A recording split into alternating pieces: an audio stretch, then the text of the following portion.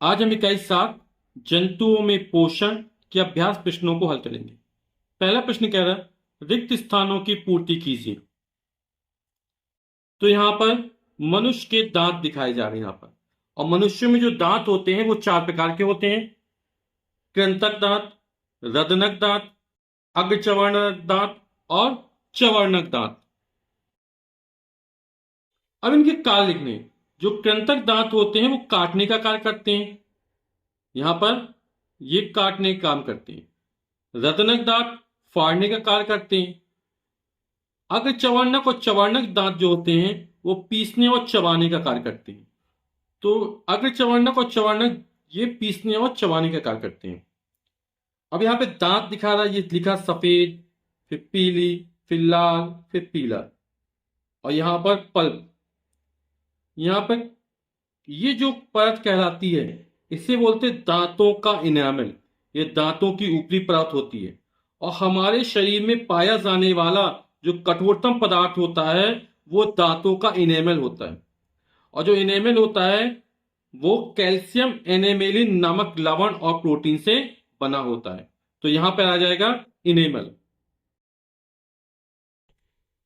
प्रश्न नंबर 2 है अनुच्छेद को ध्यान से पढ़कर खाली स्थान भरिए। हमें स्वांगीकरण, पाचन, बहिक्षेपण, अंतर्ग्रहण और अवशोषण बढ़ना है। तो मानव सहित अन्य विकसित जंतुओं में भोजन का मुख द्वारा होता है। तो भोजन जो अंदर जाता है मुख के द्वारा जाता है। तो यहां पर भोजन का अंतर्ग्रहण आएगा।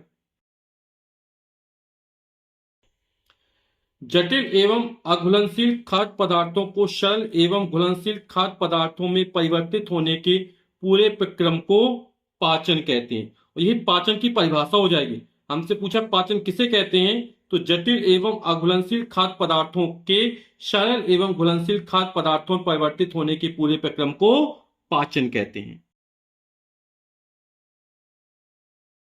छोटी आंत की दीवारों पर पाए जाने वाले अंगुली नुमा बिलाई द्वारा पचे हुए भोजन के पोषक पदार्थ को अवशोषित किया जाना जो होता है वो अवशोषण कहलाता है। यहां पर अवशोषण के बाद पचे हुए भोजन का उपयोग कोशिकाओं द्वारा शरीर की वृद्धि एवं अन्य जैविक क्रियाओं के संचालन हेतु किया जाना कहलाता है। तो ये जो हमारा कहलाएगा भोजन स्वांगीकरण में चला जाएगा। यहां पर बचा हुआ अपशिष्ट भोजन अर्क ठोस के रूप में गुदा द्वारा बाहर निकाला जाना, ये क्या कहलाएगा, बहिक्षेपण। तो प्रश्न नंबर 3 कह रहा है आहार नाल के विभिन्न भागों को चित्र के साथ सुमेलित कीजिए। तो यहां पर कुछ अस्पष्ट नजर आता है, मैं साफ साफ लिख दिया है। तो आहार नाल मनुष्य में मुख द्वारा ग्रहण किया गया भोजन, जो मुख से भोजन करते हैं वो एक लंबी नलिका से होकर गुजरता है ना, जिसे आहार नाल कहते हैं। और जो आहार नाल में होता है मुग्गा आती है, फिर ग्रास नली आती है, आमाशय आता है, फिर छोटी आंत आती है, फिर बड़ी आंत आती है ना। तो यहाँ पर भोजन को जो अंतर्ग्रहण हो रहा है वो भोजन मुख एवं मुख द्वार हो रहा है। तो यहाँ पर ये हो जाएगा भोजन का अंतर्ग्रहण।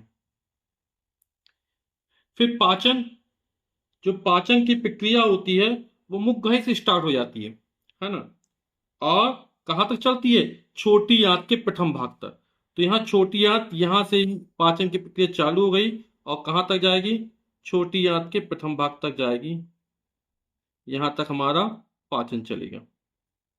ठीक, मुख द्वार से कहां तक चला, छोटी आंत के प्रथम भाग। तो यहीं से पाचन की प्रक्रिया चल, यहां पर जाता है भोजन, तो हमने ग्रहण किया तो उसको दांतों से चबाते हैं, उसमें टाइलिन नामक एंजाइम मिलता है, लुगदी बनती है, फिर धीमे धीमे का खिसकना प्रारंभ करता है ना।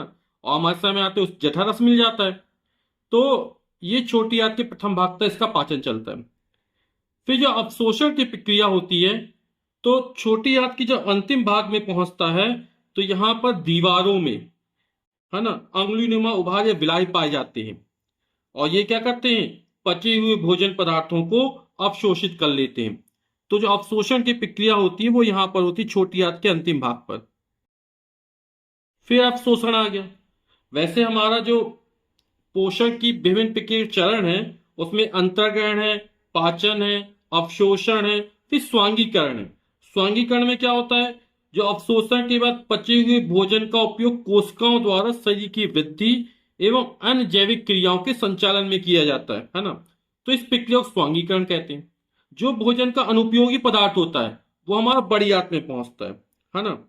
और यहाँ पर जो पानी की अतिरिक्त मात्रा होती है वो अवशोषित कर ली जाती है, और अब ये जो भोजन होता है वो अर्ध ठोस रूप में मलाशय में आ जाता है, और जिसे गुदा द्वारा मल के रूप में बाहर हम निकाल देते हैं।